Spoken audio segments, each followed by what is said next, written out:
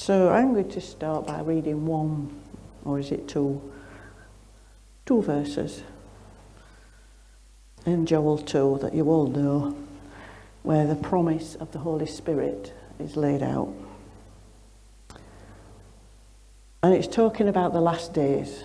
And in case you didn't know, biblically speaking, we are living in the last days. So it's our time. It will come about after this that I will pour out my spirit on all mankind. And your sons and daughters will prophesy. Your old men will dream dreams. Your young men will see visions. Even on the male and female servants, I will pour out my spirit in those days. Our days. And by the way, it doesn't mean just old men dream dreams. Or just young men see visions.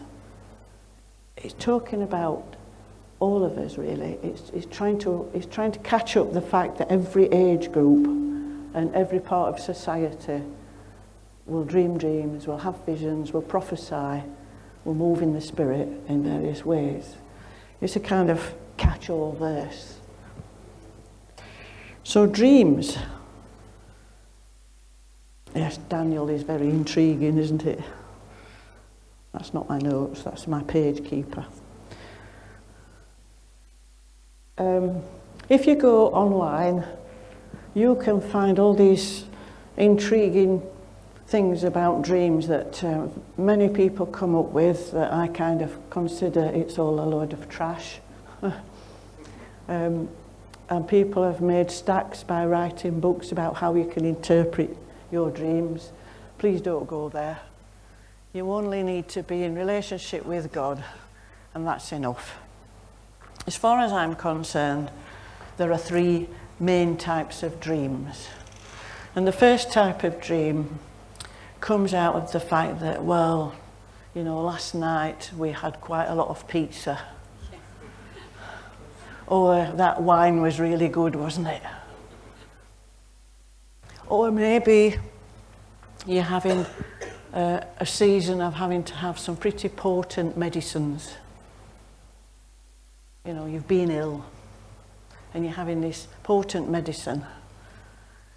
Or maybe you are ill at the moment. And all these kind of things can lead to having dreams that you remember. By the way, I should have started by saying, you know, lots of people say I don't have dreams. But actually, it's a proven fact that everybody dreams. Because that's what your brain does at night when you're asleep. It's dreaming as a way of clearing things out the way and sorting things out ready for the next day. But not everybody remembers their dreams. That's the difference. But some of these dreams come out of these things like having a bit too much to drink, having some potent medicines. And those kind of dreams are usually very bizarre, a bizarre mixture of involved tales with no overall theme.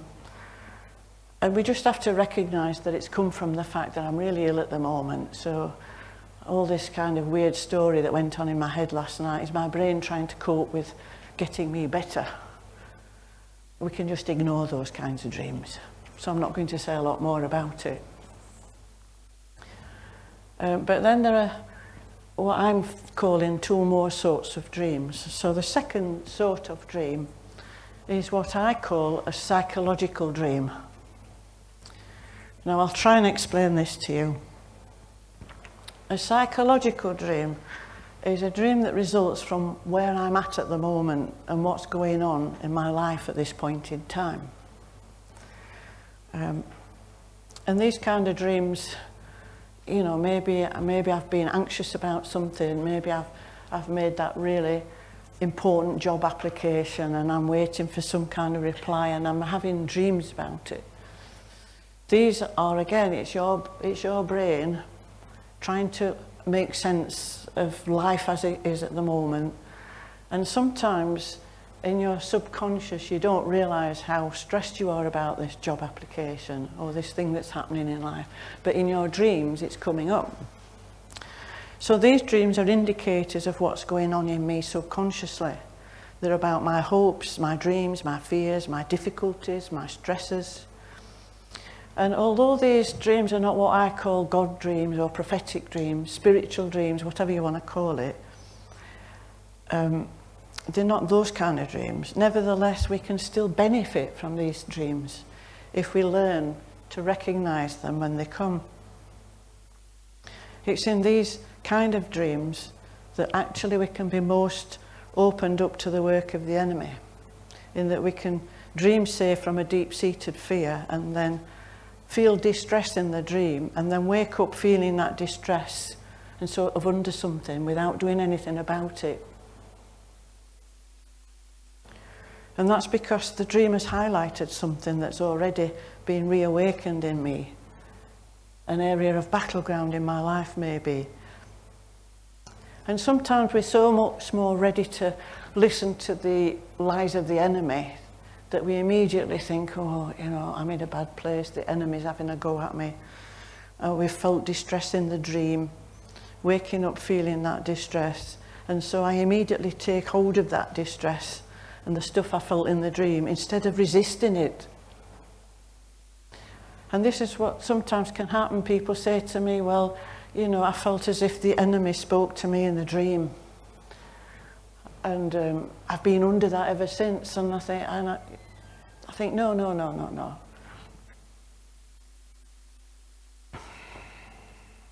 I'll unwrap that in a minute. So, for example, let me give you some examples. One of my issues when I was trying to get free from a lot of stuff was that I didn't feel I belonged in a family, and I was really always worried about being put out. So as I joined church, I always was worried about being put out of church. So sometimes maybe I could, having got past all that years ago, I could have a dream where I feel like I'm being put out of church in the dream. And then I can wake up and think, oh gosh, that's really awful, what's happening? But instead of letting the enemy have a go at me through that dream, I resist it and say, no, I'm not listening to this. So what is it that I've been hearing lately? What is it that I've been feeling lately that is reawakening that old feeling? See what I'm saying? Something's been going on in my life that's been reawakening that old feeling without me noticing. But my subconscious is telling me in my sleep, there's something you need to deal with here. Ding, ding. So then I think, oh yes, and I remember a conversation I had that didn't go very well and left me feeling a little bit out of things.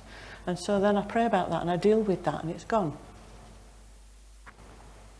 Or one of the things that's happened lately for me, as you've heard probably, we've had a difficult situation in Sheffield where we've lost one of our members tragically.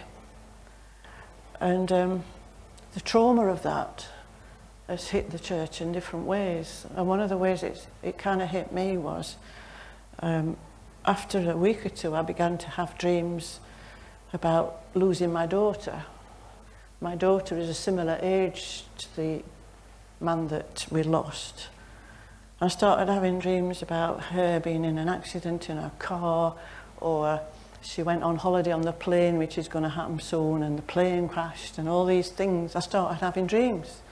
Now that's not the enemy. I'll come back to that again in a minute. But what happened was, when I woke up, I realised after the second or third one, actually, what's happened here, I'm letting fear in. That whole tragic thing has made an entry point where the enemy can bring me under fear. I'm not going to listen to this. And so I have to withstand it and deal with it. And that's why the enemy can have a go at us.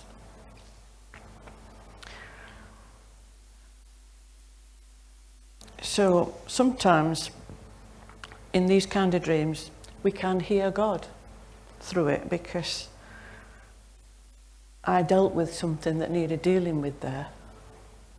So it wasn't a prophetic dream, it was one of these psychological dreams, but it did help me to come to the place of dealing with something that I hadn't noticed I needed to deal with, if that makes sense.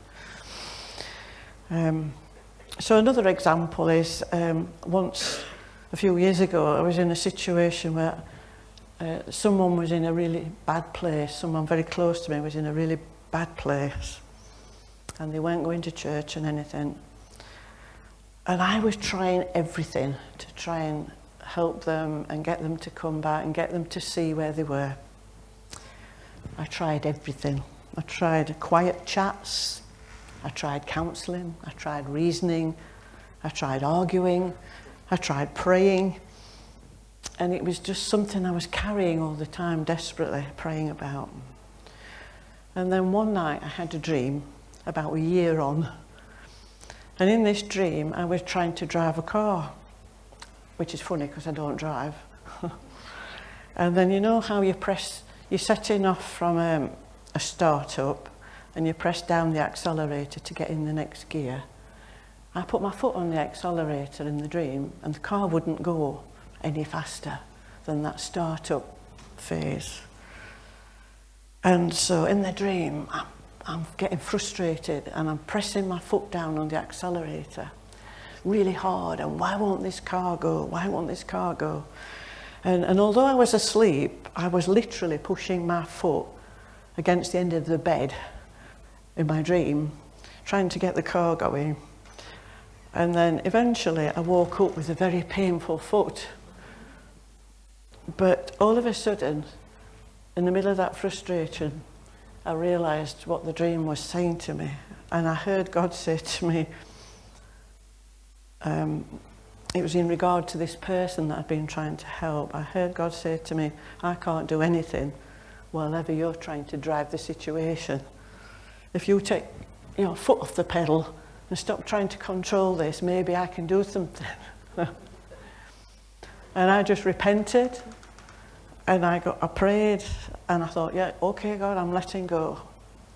We'll see where this goes. And you know, within 2 weeks, God remarkably turned things around with that person. Just God, with no one else involved. And the whole situation changed, and it was, no pun intended, it was a wake-up call for me.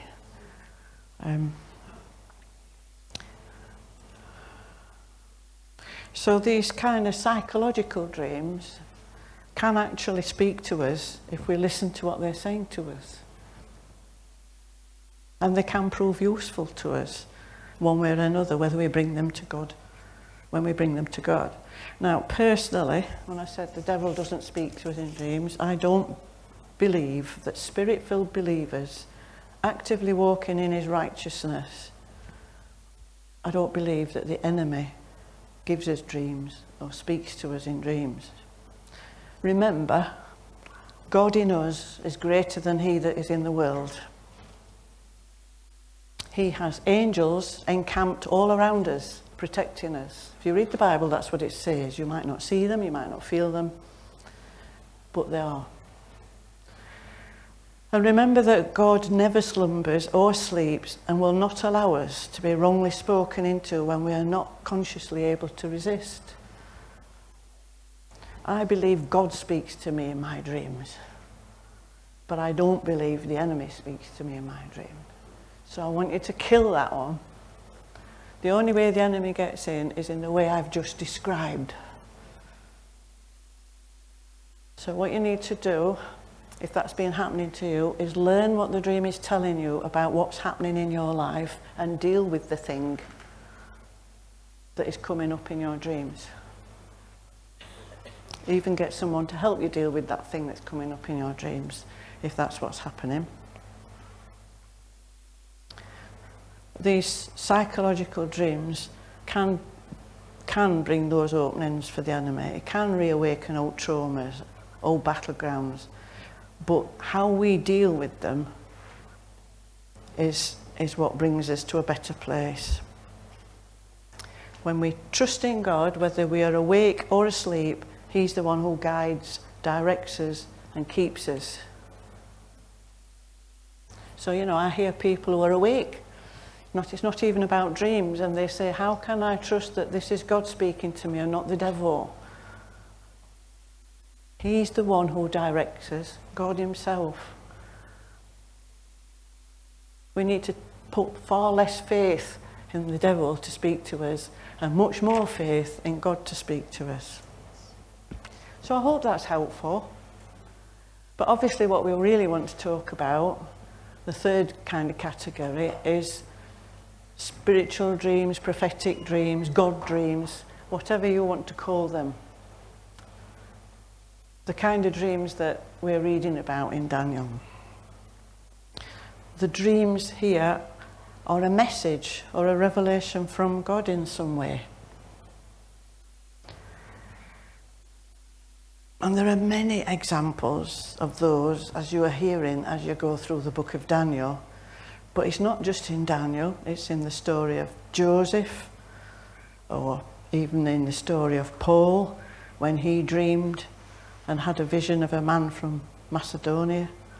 All these dreams are kind of preparatory for something, preparing me for something.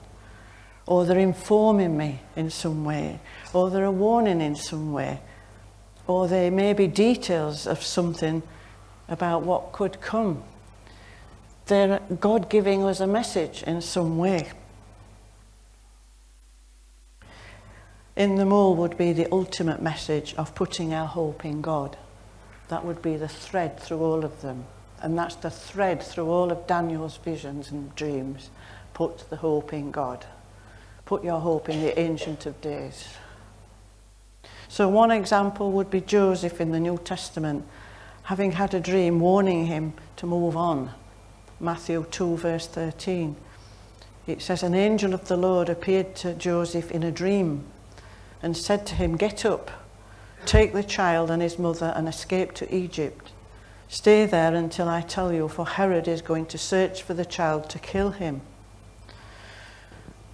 Having a dream like that could be frightening, couldn't it? Oh, you know, something's going to happen. But Joseph is putting his trust in God. He's trusting that this is God warning him and telling him what to do next.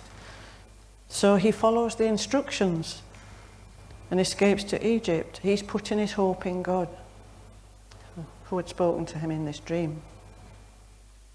Some dreams give glimpses of what the future could be. So Joseph in the Old Testament had the dreams about the sheaves and then the stars and the moon and the sun bowing down to him. You can find that in Genesis 37. Or Abraham heard God speak about the Exodus that was going to come over 400 years later in Genesis 15. And of course the book of Daniel gives us detailed events surrounding beasts and so on that represent 4 kingdoms, and the kingdoms that would come after the time of Daniel. Firstly with King Nebuchadnezzar and so on.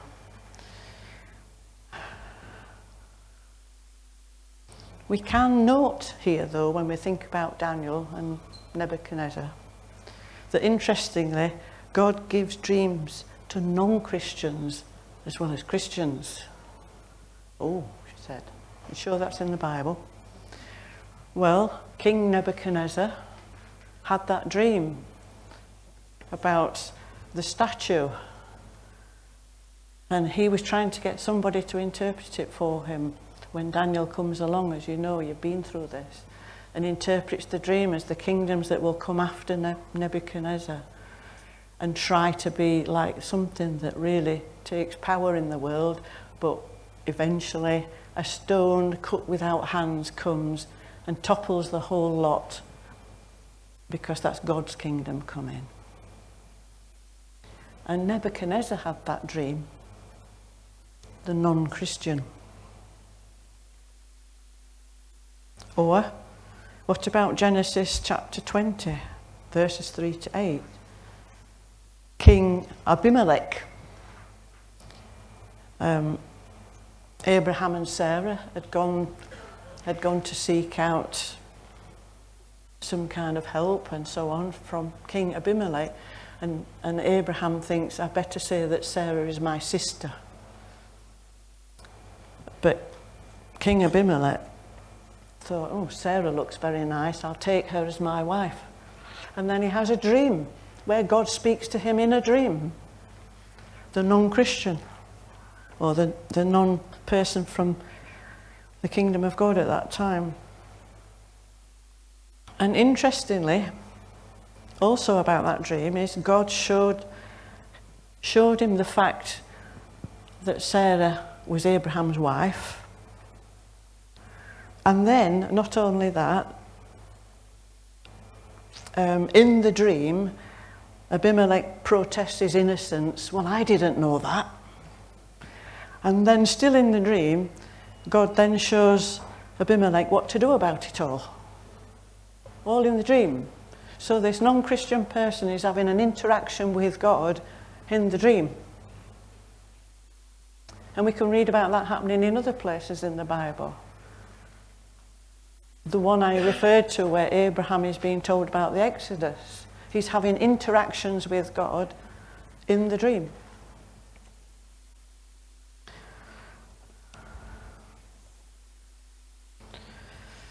And then another example of a non-Christian is in Matthew 27 verse 19, where we read about Pilate being sent a message from his wife telling him to have nothing to do with that righteous man, which was Jesus, because she had been greatly troubled by a dream that she'd had. And so she sent a message to Pilate, have nothing to do with this. I've had this dream that's warned me. She knew it was a God dream. She's not a Christian. So maybe that was why Pilate washed his hands off the matter. So we shouldn't just think, well, we're Christians and God can speak to us in dreams. God can speak to every man and woman on the planet through a dream. So we should be praying for people to have dreams that reveal God to them. Yeah? Don't just pray for yourself to have dreams that reveals God even more to you. Pray for your neighbour, pray for the people in your town to have dreams that reveals God to them.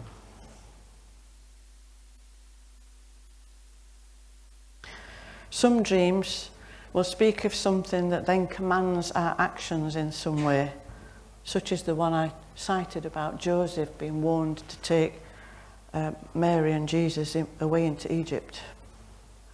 Samuel went to speak to David after hearing God in the night in a dream. 2 Samuel 7. Paul went to Macedonia as a result of the vision he had in a dream. Acts 16.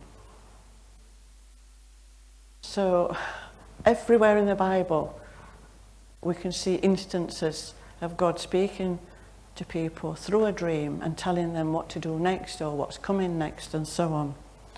And not only that, there can be dreaming within dreams. Dreaming within dreams, visions within dreams, dreaming in a symbolic way and dreaming the interpretation within the same dream.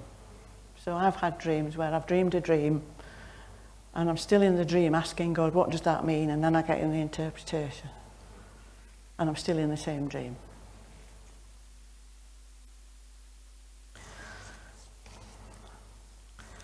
In Job 33, we read this.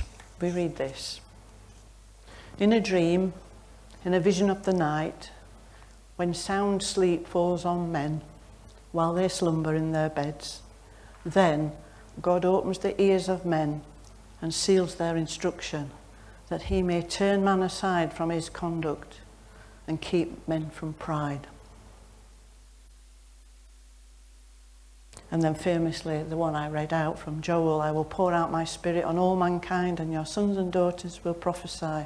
Your old men will dream dreams, your young men will see visions. Even on the male and female servants I will pour out my spirit in these days. So what about some of the dreams we have then that we think or believe to be God dreams, for a better word? Well, we're not to fall into the trap of thinking that the events we have dreamed about will actually happen literally exactly as we've had in the dream. It's not always as clear cut as that. So if you remember, when it comes to prophecy, for instance, a predictive prophecy doesn't always happen word for word, just as it has been said. So if you remember the story of Paul being told that he was going to go to Jerusalem and he would be bound and so on, that was largely correct, but slightly off.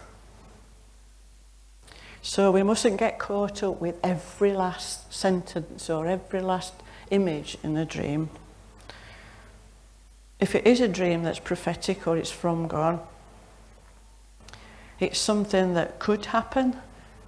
It could be a warning, as I said, it could be like an instruction, and those are easier in a way because the instruction's pretty easy to interpret. Sometimes the warning, we're not quite sure how to interpret this. Dreams, for instance, about someone having an accident, if they're not those psychological sorts of dreams I talked about. Some people have said, oh, I had a dream and I felt like God showed me that this person had an accident and died. And I said, don't think that's... I think what we need to do there is pray. Why is that happening? Well, I'll give you an instance. I've got a friend in Sheffield called Sarah, and she's single, she lives on her own. And one night I dreamed that Sarah was sat in her favourite chair. In my dream I could see her. I was in the living room, I could see her sat in front of her gas fire in her favourite chair reading a book. And in the dream I watched and she started getting dozy and she fell asleep. And then she never woke up. And I thought, oh gosh. And I woke up and it's like, okay God, why have I seen this? I don't believe that Sarah's going to pass away just like that. And then I was impressed again by what I saw in my dream. She was sat in front of the gas fire. So, because I know her fairly well, I rang her up. I said, Sarah, when did you last have your gas fire serviced? She said, oh, I don't think it was that long ago. Why do you ask? And I said, well, I just wondered. Do you not know when it was? She said, well, I'll look it up. So anyway, I hear her going like this. She keeps all her records, far better than me, in a file. And she come back to me, she said, oh, it's 5 years ago. I didn't realise it was 5 years ago.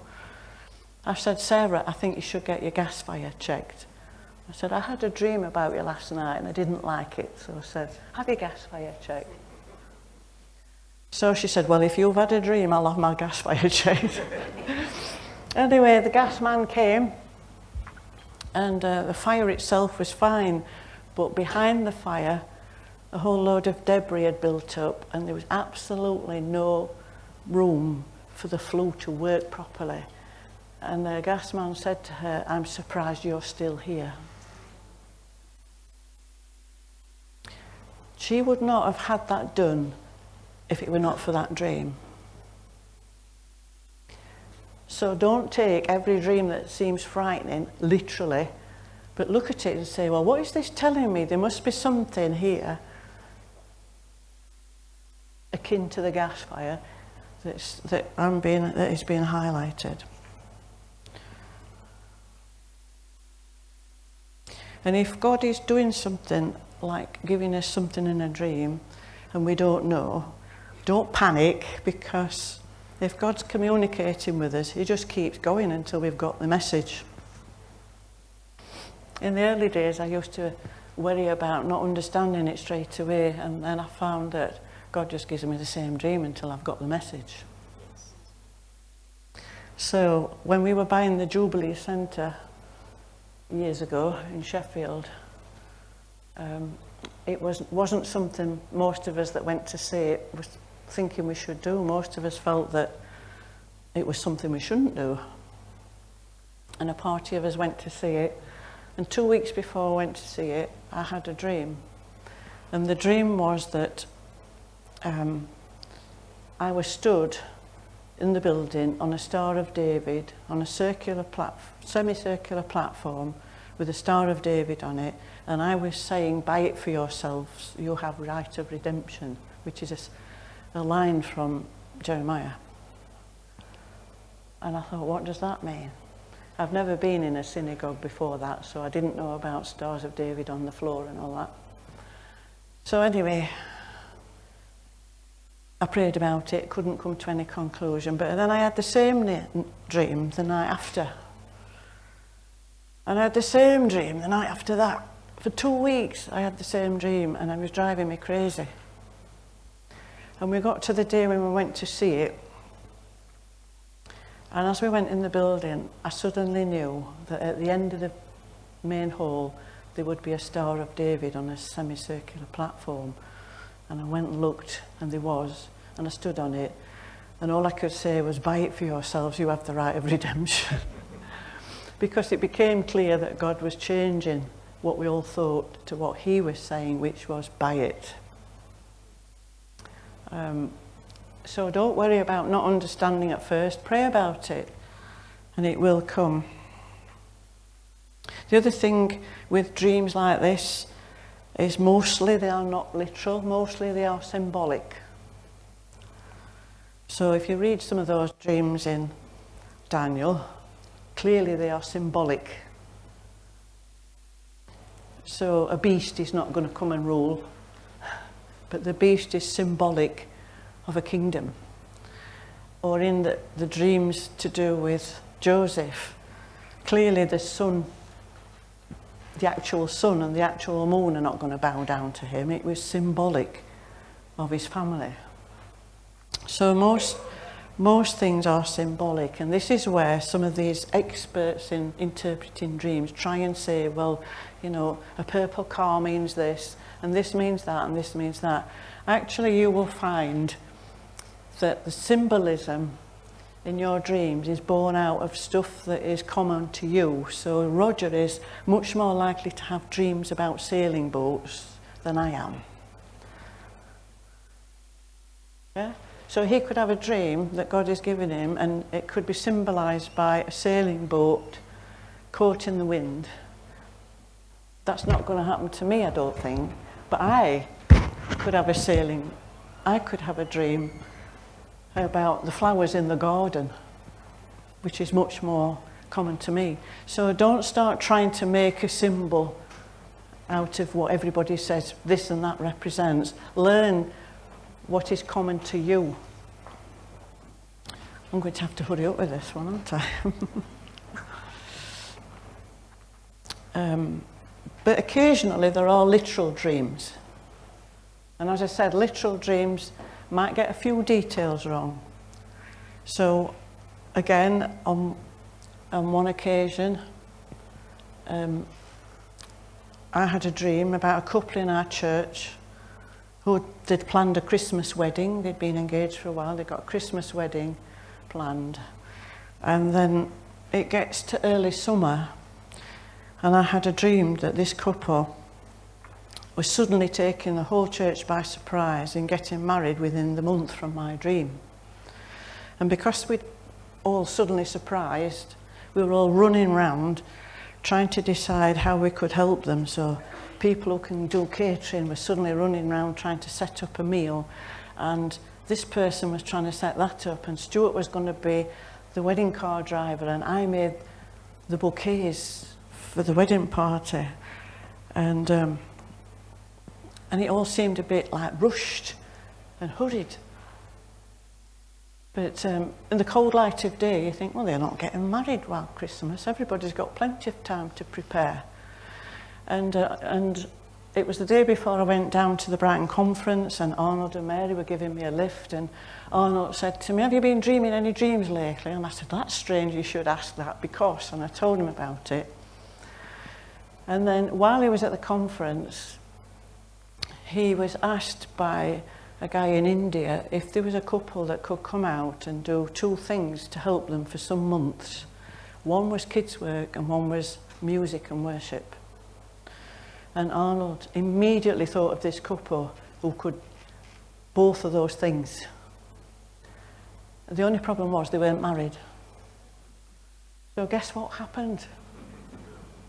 They got asked to consider going out to India to do this, which we'll up for straight away, but the one thing was, well, you'll have to get married now. And so their wedding came forward. And Stuart drove the wedding car and I made the bouquet, but not everybody in my dream did the things in my dream. It was a sort of general, literal thing. So I'll try and skip a bit here.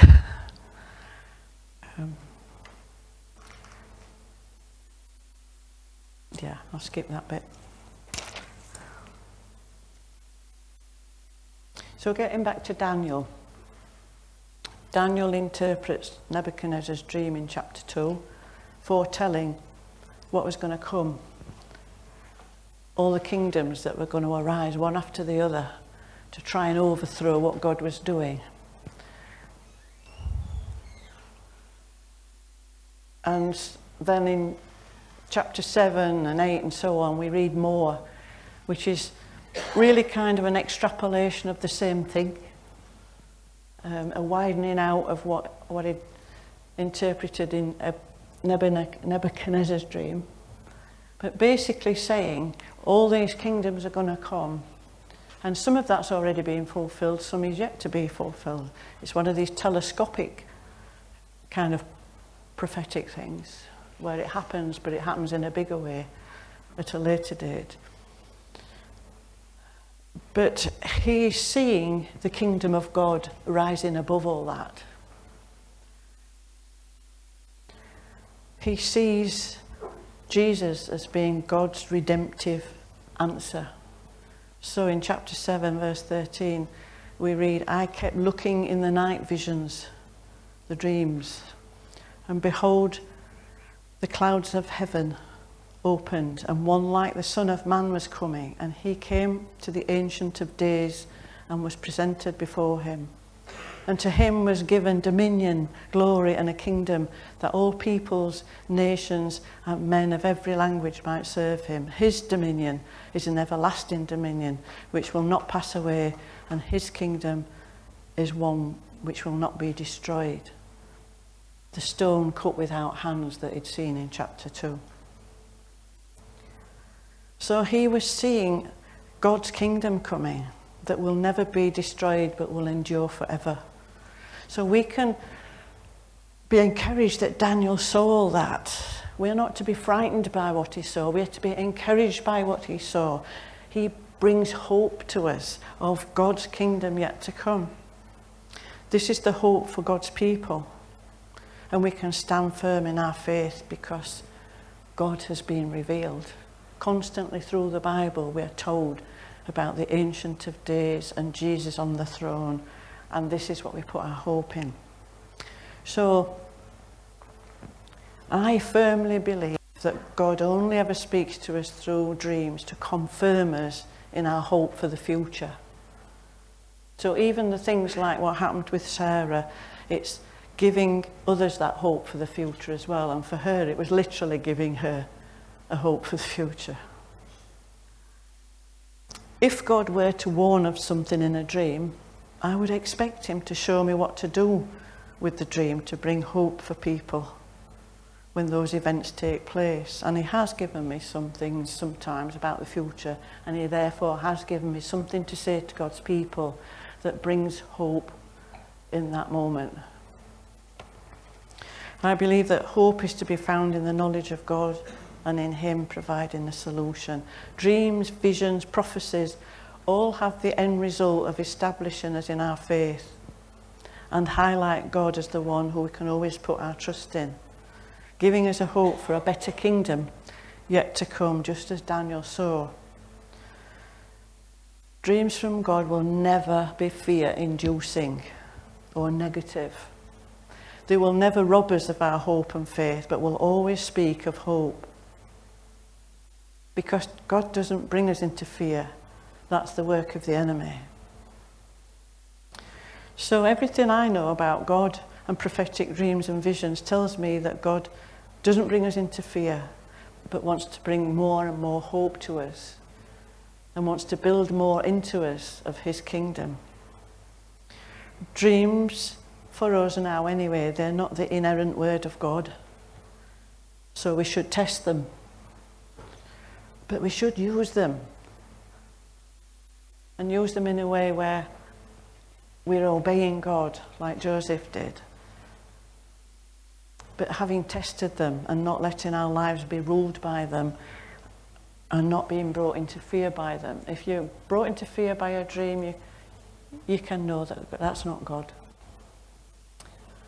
He brings hope through the dreams. So when I read Daniel, I read about all the horrors that happen in the world that he knew and he lived through some of, that we've known and we've lived through some of, and some of is yet to come. But what I also read of is the Ancient of Days bringing Jesus onto the throne, the Son of Man, with a kingdom that will rule forever and ever and ever. His dominion is everlasting. Thank you.